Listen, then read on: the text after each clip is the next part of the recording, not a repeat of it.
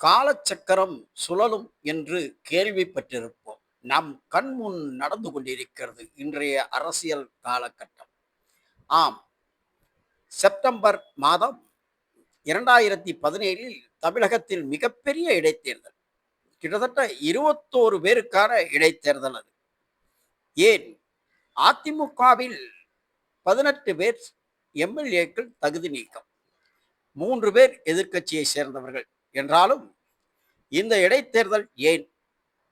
பிப்ரவரி 14ஆம் தேதி 2017ஆம் வருடம் தமிழக சட்டசபையில் எடப்பாடி தனது மெஜாரிட்டியை நிரூபிக்க வாக்குரிமை கோரிய நிலையில், ஆதரவு கேட்ட நிலையில் அதிமுகவினர் 18 பேர் எதிராக வாக்களித்ததாக சபாநாயகர் தனபால் தீர்ப்பளிக்க 18 பேரும் தகுதி நீக்கம் செய்யப்பட்டனர். கத்தி சாவல் சட்டத்தின்படி.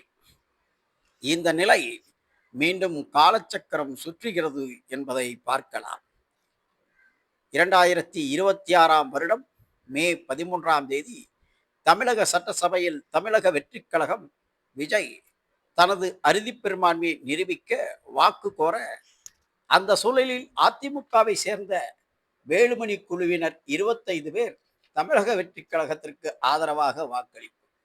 எடப்பாடி பழனிசாமி தலைமையிலான 24 பேர் எதிராக வாக்களிப்பு. எடப்பாடியோ தனது கொரோனா சொல்லை மீறி வாக்களித்ததற்காக கட்சி தாவல் தடை சட்டத்தின்படி 25 பேரும் தகுதி நீக்கம் செய்ய வேண்டும் என்று கோரிக்கை. அதே கோரிக்கையுடன் வேலுமணி குரூப்ஸ் இவர்கள் 24 பேரை தகுதி நீக்கம் செய்ய வேண்டும் என்று கோரிக்கை சபாநாயகரிடம். இந்த நிலையில் எடப்பாடி கவர்னர் வரை சென்று புகார் அளித்தார். இதை சம்பந்தமாக தற்பொழுது அதிமுகவில் பெரும் குழப்பம் ஏற்பட்டிருக்கும் சூழலில் இது யாருக்கு சாதகமாக முடியும் என்பதை நாம் ஆராய்ந்து பார்த்தால், இதில் மிகப்பெரிய ஒரு அரசியல் தந்திரத்தை புதியதாக கட்சியை துவங்கியவர் என்று கூறப்பட்ட நிலையில் எல்லோரையும் அதிசயிக்கும் வகையில் இது தமிழக வெற்றிக் கழகத்திற்கு மிகப்பெரிய சாதகமான சூழலை ஏற்படுத்தும் என்பது அரசியல் வல்லுநர்களின் கருத்து. 24 தகுதி நீக்கம் பெற்றாலும் சரி, 25 தகுதி நீக்கம் பெற்றாலும் சரி, இடைத்தேர்தல் வரும். 24 பேர் என்றால் திருச்சி கிழக்கை சேர்த்து 25 தொகுதிக்கு இடைத்தேர்தல். 25 பேர் என்றால் திருச்சி கிழக்கை சேர்த்து 26 தொகுதிக்கு இடைத்தேர்தல். இதுதான் தமிழகத்தில் நடக்கும் மிகப்பெரிய இடைத்தேர்தல் என்பது குறிப்பிடத்தக்கது.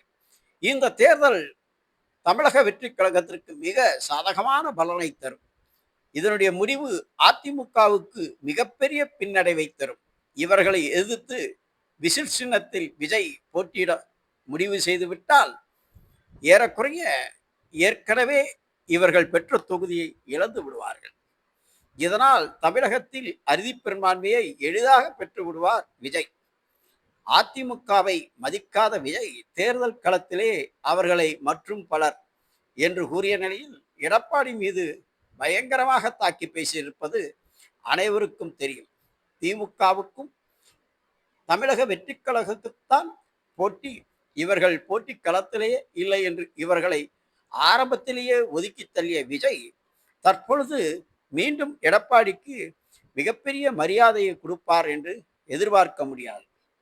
அவர் அதிமுகவை குறிப்பாக கண்டுகொள்ளவே இல்லை என்பதே அவருடைய செயல்பாடுகளில் இருந்து நாம் கண்டுகொள்ளலாம். எடப்பாடியை புறக்கணித்து சி.வி. சண்முகம் போன்றவர்களை அவர் நேரில் சென்று சந்தித்த போதே எடப்பாடி பழனிசாமி மீது அவர்கள் எந்த அளவுக்கு மரியாதை வைத்திருக்கிறார்கள் என்பதை நாம் அறிய முடியும்.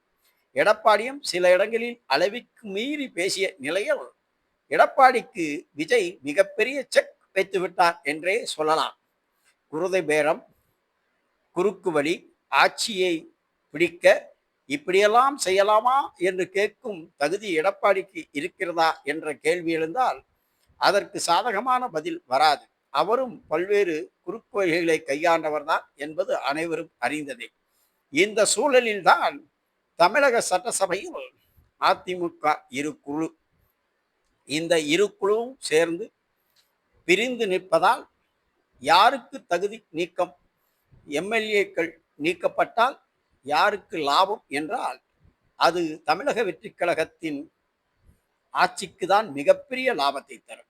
இடைத்தேர்தல் வந்தால் நிச்சயம் தமிழக வெற்றிக் கழகம் வெற்றி பெறும்.